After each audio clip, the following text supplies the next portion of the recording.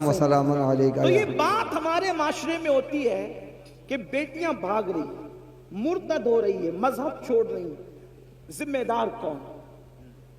صرف وہ جانے والی بیٹیاں ذمہ دار نہیں ہیں، اس کے ذمہ دار ہم بھی ہیں، کیونکہ ہم نے شادی کے نام پر اتنی رسومات کو ایجاد کر دیا، اتنی رسومات کو ایجاد کیا کہ اب ہر کس و ناکس کے لیے شادی ممکن نہ رہی، شادی مشکل ہو گئی۔ جبکہ میرے اور تمہارے نبی صلی اللہ علیہ وآلہ وسلم نے فرمایا نکاح اتنا آسان کر دو کہ زنا کرنا مشکل ہو جائے۔ آپ کی توجہ، جس نبی کے کہنے پر کلمے کو تم نے سچا مانا، ہم نے سچا مانا، جس نبی کے کہنے پہ اللہ کو ایک مانا، جس نبی کے کہنے پہ قرآن کو اللہ کی کتاب مانا، جس نبی کے کہنے پر اللہ کا دین اسلام مانا، اسی نبی نے تو یہ بھی فرمایا نا کہ نکاح اتنا آسان کر دو کہ زنا کرنا مشکل ہو جائے۔ آپ سے پوچھتا ہوں، آج ہم نے زنا آسان کیا ہے، نکاح مشکل کیا ہے۔ ایک انسان 1000-2000 روپے میں زنا تو کر سکتا ہے، لیکن 1000-2000 میں نکاح نہیں کر سکتا، جبکہ اللہ کے رسول نے یہ فرمایا نکاح اتنا آسان کرو کہ زنا مشکل ہو جائے۔ ہم نے نکاح کو مشکل کیا، بڑی معذرت کے ساتھ۔ سیرے کی رسم ہے، ہلدی کی رسم ہے، مہندیوں کی رسم ہے، یہ رسم ہے، جہیز کی رسم ہے، وہ رسم ہے، خدا جانے کتنے رسومات کو ایجاد کیا۔ آپ سے پوچھتا ہوں اسلام کا رسومات سے کیا تعلق ہے؟ اللہ اکبر۔ آج یہ میں آپ کو بتاؤں، ہمارے مذہب میں توجہ کرنا، ہمارے مذہب میں نکاح اتنا آسان تھا، نکاح اتنا آسان تھا کہ جنگ کے میدان میں بھی نکاح ہو رہا تھا۔ حیرت کی بات یہ، جنگ کے میدان میں بھی نکاح ہو رہا تھا۔ آپ سے پوچھنا چاہتا ہوں، اور جنگ کے میدان میں جس کا نکاح ہوا وہ کوئی اور ہستی نہیں۔ آپ سوچتے ہوں گے کہ کسی ایرے گہرے کا نکاح جنگ کے میدان میں ارجنٹ ہو گیا، آپ یہ بھی سوچتے ہوں گے، کیونکہ سوچ پر کسی کی پابندی نہیں۔ لیکن میں آپ کو بتانا چاہتا ہوں علماء کی موجودگی میں، اللہ کی کائنات میں جو سب سے بڑی ہستی ہے ان کے برابر کوئی نہیں ہو سکتا۔ موسیٰ و عیسیٰ، داؤد و ابراہیم اور اسماعیل علیہ السلام، یہ سب کے سب جس کے پیچھے مقتدی بن کر کے کھڑے ہیں وہ محمد الرسول اللہ کا نکاح خیبر کے جنگ کے میدان میں ہوتا ہوا نظر آ رہا ہے۔ آپ سے پوچھنا چاہتا ہوں کیا حضرت صفیہ کے ساتھ میدان جنگ کے اندر رسول اللہ کا نکاح نہ ہوا؟ اور پھر اتنی سادگی سے ہوا کہ صحابہ میں اختلاف ہو گیا کہ حضور نے صفیہ سے نکاح کیا یا نہیں کیا۔ علماء جانتے ہیں میں کوئی نئی بات نہیں کر رہا ہوں، لیکن توجہ کرو، سال بھر پہلے سے شادیوں کی رسموں کو رچانے والوں، معراج کے دولہا کا نکاح میدان میں ہو رہا ہے، اور اتنی سادگی سے ہو رہا ہے کہ صحابہ میں اختلاف ہوا نکاح ہوا یا نہیں ہوا۔ تو صحابہ میں سے چند صحابہ نے کہا کیوں بحث کرتے ہو، انتظار کرو، اگر رسول اللہ نے حضرت صفیہ کو پردہ کرا دیا تو سمجھ لینا کہ نکاح ہو گیا، اور اگر پردہ نہیں کرایا تو سمجھنا کہ نکاح نہیں ہوا۔ آپ سے پوچھنا چاہتا ہوں، جب معراج کے دولہا کا نکاح اتنی سادگی سے ہوتا ہے تو تم کون اور تمہاری حیثیت کیا، ہم کون اور ہماری حیثیت کیا؟ لیکن ظلم کا برا ہو، مسلمان کو نبی کی سنت کب یاد آتی ہے؟ کب یاد آتی نبی کی سنت؟ مسلمان کو نبی کی سنت اسی وقت یاد آتی ہے جب اس کا اپنا فائدہ ہوتا ہے، مطلب وہ سنت کا نہیں اپنے فائدے کا پابند ہے۔ ایک بات آپ کو بتاؤں، مسلمان کتنی سادگی سے کہتا ہے مولانا جہیز دینا تو سنت ہے نا، رسول اللہ نے اپنی شہزادی کو جہیز دیا، تو جہیز دینا سنت ہے، جب سنت ہے تو دو۔ ہم نے کہا یہ بہت بڑے محققین اور علماء ہیں، میں ایک بات آپ سے کہتا ہوں، ہمت کہہ کے کہتا ہوں، اگر غلطی ہوگی تو ابھی اصلاح ہوگی، اور اگر یہ اصلاح کر دیں گے ابھی کر دیں گے، اگر صحیح کہہ رہا ہوں اور غلط کہہ رہا ہوں تو اصلاح کر دیں گے، صحیح کہہ رہا ہوں تو آپ کو ماننا چاہیے۔ رسول اللہ نے اپنی بیٹی کو جہیز نہیں دیا، جہیز دینا کوئی سنت نہیں، یہ ایک طالب علم کا، قرآن اور حدیث کے طالب علم کا دعویٰ ہے۔ مناظرے مباحثے اور اس کا شوق نہیں ہے، نہ میں مناظر ہوں نہ میں بحث والا آدمی ہوں، لیکن میں آپ کی عدالت میں ایک بات رکھ رہا ہوں، علماء کی توجہ کے ساتھ، توجہ آپ کی اسی بات توجہ سے سن لیں، جہیز دینا سنت نہیں ہے. جب دینا سنت نہیں تو لینا بھی سنت نہیں. پھر آپ کہیں گے کہ وہ مثنوی میں، پھر مفتی احمد یار خان نعیمی نے، اور پھر فلاں اور پھر فلاں بزرگوں نے جو جہیز کی فہرست بنائی ہے اس کے بارے میں تو کیا کہتا؟ میں کہتا ہوں وہ فہرست صحیح ہے، فہرست سے مجھے کوئی اختلاف نہیں، لیکن تھوڑا سمجھ میں ہمارے فیر ہو رہا ہے. کیا فیر ہو رہا ہے؟ ایک بات بتاؤں آپ کو دھیان سے، نہ جہیز دینا سنت نہ لینا سنت. یہ ایک سبق سنانے کی نیت سے عرض کر رہا ہوں. علامہ اللہ بخش صاحب اگر موجود ہیں پیچھے ہے کیا؟ پشت پناہی کر رہے کیا؟ بہت دور چلے گئے. نہ دینا سنت نہ لینا سنت تو کافر.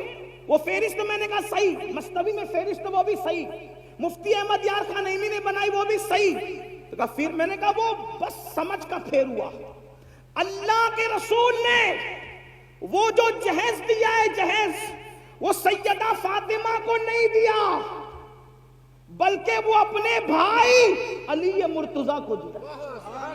نمبر ایک سیدہ کو نہیں دیا، بیٹی کو نہیں دیا، بھائی کو دیا. اگر آپ بھی بھائی کے لیے لاکھوں خرچہ کرتے ہیں تو امین القادری تمہارا تلوہ چومنے کے لیے تیار ہے. حضور نے بیٹی کو نہیں دیا، اپنے بھائی کو دیا. داماد بھی نہیں کہہ رہا ہوں ورنہ کسی کو چور دروازے سے گھسنے کا راستہ ملے گا. بھائی کو دیا. اب بھائی کو کیوں دیا؟ اس لیے کہ حضرت ابو طالب کثیر العیال تھے اور ان کی غربت کا احساس تھا رسول اللہ کو. تو فرمایا اپنے چچا عباس سے کہ تمہارے بھائی کثیر العیال ہیں تو ان کے کچھ بچے ہم اپنی ذمے پہ لے لیتے ہیں اور ان کی پرورش ہم کرتے ہیں. تو حضرت جعفر کو حضرت عباس نے لے لیا اور علی مرتضیٰ کو بچپن سے رسول اللہ نے اپنی پرورش میں لے لیا. تو گھر میں رسول اللہ نے رکھا، بچپن سے نبی نے پالا، نبی نے پلا، نبی نے بڑھایا، نبی نے پرورش کی. اب بتاؤ جس کے گھر میں علی بنے ہیں تو اب علی مرتضیٰ کا خود کا گھر نہیں تھا، اب شادیوں کے علی نئے گھر میں جا رہے ہیں. تو جس نے پالا تھا، جس نے پوسا تھا، جس نے بڑا کیا تھا، جس نے تربیت کی تھی، اگر بفرض محال علی مرتضیٰ کا نکاح سیدہ فاطمہ کے ساتھ نہ بھی ہوتا اور علی کا نکاح کسی اور کے ساتھ ہوتا تو بھی علی مرتضیٰ کا گھر سجانے کی ذمہ داری تو اسی کی تھی نا جس نے بچپن سے پرورش کی تھی. جس نے بچپن سے پرورش کی تھی انہی کی ذمہ داری تھی. تو لوگوں کو مغالطہ یہ ہو رہا ہے کہ جہیز بیٹی کو دی، بیٹی کو جہیز نہیں دیا، بھائی کے لیے انتظام کیا. یہ تو ایک بات میں نے کہہ دی. دلیل کیا؟ اب دلیل سن لیں. ایک کھجور، توجہ، ایک کھجور کسی ماں یا باپ کے پاس آئے اور وہ دو بچوں میں برابر برابر تقسیم نہ کرے تو اللہ کے رسول فرماتے کھجور کی غلط تقسیم کرنے پر بھی اللہ کو جواب دینا پڑے گا. بچوں کے ساتھ برابری کا یہ حق ہے. اس کو ایک مرتبہ بوسہ لیا تو دوسرے بچے کا حق ہے کہ اس کو بھی ایک بار لے لے. جو مذہب بوسہ لینے میں برابری دیتا ہو بچوں کے لیے. تو اب سنیں، میرے نبی کی ایک بیٹی تو نہ تھی نا. ہمارے عقیدے میں اہل سنت کے عقیدے میں نبی کی کتنی شہزادیاں ہیں؟ 4. کتنی ہیں؟ جو مل کے بولے کتنی ہیں؟ 4 مانو، کیونکہ دوسرے ہیں جن کو 4 ہضم نہیں ہوتی. کچھ ایسے ہیں جن کو 4 سے ہی نفرت ہے. جی سبحان اللہ. نہ 4 خلفاء مانتے ہیں، نہ 4 شہزادیاں مانتے ہیں. انہیں تکلیف ہے اور وہ پورا زور لگا رہے ہیں ایک ہے ایک ہے ایک ہے. ہم نے کہا 4 ہیں، ہمارے پاس قرآن سے دلیل. ہمارے پاس دلیل کہاں سے؟ علماء موجود ہے. یہ ابن کثیر نے کہا اور یہ اس نے کہا اور اس نے کہا، میں نے کہا جب قرآن کہہ دے تو پھر کوئی کثیر نہیں، کوئی کامل نہیں، کچھ نہیں. جس کی بات قرآن سے ٹکرائے گی اگرچہ وہ ہمارا سب سے بڑا امام کہلائے پھر بھی ہم اس کی بات نہیں مانیں گے، کیونکہ قرآن، صاحب قرآن ہمارے لیے پہلے نمبر پر ہے. صحیح بات ہے، یہی تو ہے نا. ہمارے امام نے جب اعلان کیا کہ میرا کوئی قول حدیث صحیح سے ٹکرا جائے اسے چھوڑ دیا جائے، یہی ہے ہمارا اصول. اب قرآن کیا کہتا ہے؟ یا ایھا النبی، توجہ، قرآن کہہ رہا ہے جو نبی کی 4 بیٹیاں نہیں مانتے نا، ان کی طرف توجہ دلانا چاہتا ہوں. یا ایھا النبی، اے نبی، قل لازواجک وبناتک ونساء المؤمنین، اے محبوب آپ فرما دیں، اے نبی آپ کہہ دیں کس سے؟ لازواجک، اپنی بیویوں سے، وبناتک، اپنی بیٹیوں سے. چھوٹا سا بھی عربی کا طالب علم ہو تو وہ جانتا ہے عربی زبان کی بلاغت اور وسعت یہ ہے کہ عربی کے ہاں واحد جمع نہیں ہے صرف، بلکہ واحد ہے، تثنیہ ہے، پھر جمع قلت ہے، جمع کثرت ہے. صحیح؟ اب قرآن یہ بتا رہا ہے اگر ایک بیٹی ہوتی تو قرآن کیا کہتا؟ کل ازواجکا و بنتکا. لیکن قرآن بنتکا نہیں کہہ رہا ہے، کیا کہہ رہا ہے؟ بناتکا. واحد بھی نہیں ہے، تثنیہ بھی نہیں ہے، بلکہ جمع ہے. اب اگر اس کو جمع قلت بھی مان لیا جائے تو کم سے کم 3 ماننا پڑے گا. آپ کم سے کم تو آپ کو 3 ماننا پڑے گا. 3 سے کم پر تمہاری جان نہیں چھوٹ سکتی. اس سے پتا چلا جب قرآن نے کہہ دیا وَبَنَاتِكَ، آپ اپنی بیٹیوں کو حکم دے تو ماننا پڑے گا نبی کی ایک نہیں تھی بلکہ نبی کی 3 سے زائد بیٹیاں. اب جب یہ مان گئے، اس پہ کوئی تفصیل بات نہیں کرتا، علماء جانتے ہیں، آپ کو مزید وہ سمجھا دیں گے. تو جب نبی کی 4 بیٹیاں ہیں اور آپ کہتے سیدہ فاطمہ کو جہیز دیا، کس کو جہیز دیا؟ تو آپ کو یہ بھی ماننا پڑے گا سیدہ زینب بنت محمد کو بھی جہیز دیا. آپ کو یہی ماننا پڑے گا سیدہ رقیہ بنت محمد کو بھی جہیز دیا. آپ کو یہ بھی ماننا پڑے گا سیدہ ام کلثوم بنت محمد کو بھی جہیز دیا. تو اب اگر آپ سیدہ فاطمہ کا جہیز ثابت کرتے ہو تو آپ کی یہ ذمہ داری ہے کہ حضرت زینب، حضرت رقیہ، ام کلثوم کا بھی جہیز آپ ثابت کر کے بتائیں کہ حضور نے کیسے جہیز دیا. اور یہ بات یاد رکھنا، جب ان کو نہیں دیا تو پھر نبی کے انصاف سے یہ بعید ہے کہ جو نبی بوسہ لینے میں برابری کی بات کرے، جو نبی کھجور کی تقسیم میں برابری کی بات کرے.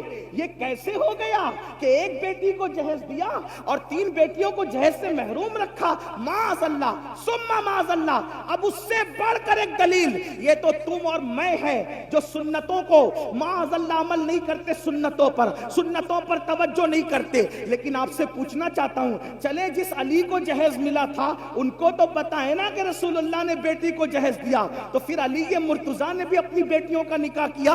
حضرت علی مرتضیٰ کی بھی بیٹی ہے، حضرت زینب بنت علی، حضرت رقیہ بنت علی، حضرت ام کلثوم بنت علی. مولا علی کی ایک بیٹی نہیں ہے، مولا کائنات کی تو کم سے کم 7 اور 9 بیٹیاں بتائی جاتی ہے. تو جس علی نے نکاح کے وقت اپنے سسر سے جہیز لیا اپنی بیوی کی شکل میں، اپنی بیوی کے جہیز کی شکل میں، تو آپ سے پوچھتا ہوں اس علی مرتضیٰ نے جب جہیز لیا تو اپنی کس بیٹی کی شادی پر انہوں نے جہیز دیا؟ یہ بھی آپ کو ثابت کرنا پڑے گا. اور دوسری بات، وہ صدیق اکبر افضل البشر بعد الانبیاء بالتحقیق ابو بکر صدیق، وہ عبداللہ ابن عمر جو مسکرانے کی بھی سنت ترک نہیں کرتے تھے. ایک مرتبہ مسکران ایک صحابی، کسی نے پوچھا کیوں ہنس رہے ہو؟ کہا مجھے بھی نہیں پتا کیوں ہنس رہا ہوں، یہاں کھڑے رہ کر میرے یار نے مسکرایا ہے بس میں بھی مسکرا رہا ہوں. حضرت عبداللہ ابن عمر اپنی امامے کے شملے کو درخت سے الجھا رہے. کسی نے کہا یہ کیا بچپنے کی حرکت ہے؟ وہ فرمایا بچپنے کی حرکت لوگوں کو لگا کرے، دراصل ایک سفر میں نبی کے ساتھ تھا،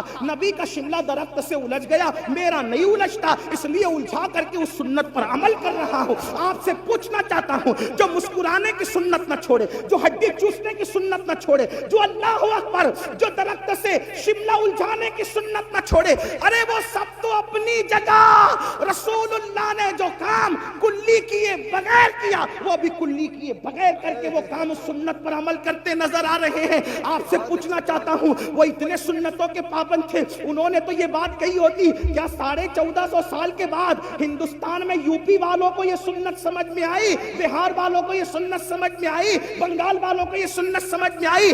ابو بکر صدیق سیدہ فاطمہ کے نکاح رخصتی کے چشمدید گواہ ہے. اگر انہوں نے جہیز دیتے ہوئے رسول اللہ کو دیتا دیکھا ہوتا تو صدیق اکبر بھی تو اپنی بیٹی کو جہیز دیتے. صدیق اکبر نے جہیز نہیں دیا، فاروق اعظم نے جہیز نہیں دیا، عثمان غنی جیسے غنی اور مالدار نے جہیز نہیں دیا، اور آپ کہتے ہیں جہیز دینا سنت ہے. یہ ذمہ داری تو میرے ان محقق بھائیوں کے سر پر ہے جو ہم پر مسلط کرنے کے جہیز دینا سنت. محقق سے مراد علماء نہیں ہے، محقق سے مراد یہ ہوٹل پہ بیٹھے ہوئے لوگ ہیں جو بغیر علم کے علماء نے تو کبھی تائید کی ہی نہیں. ارے کیا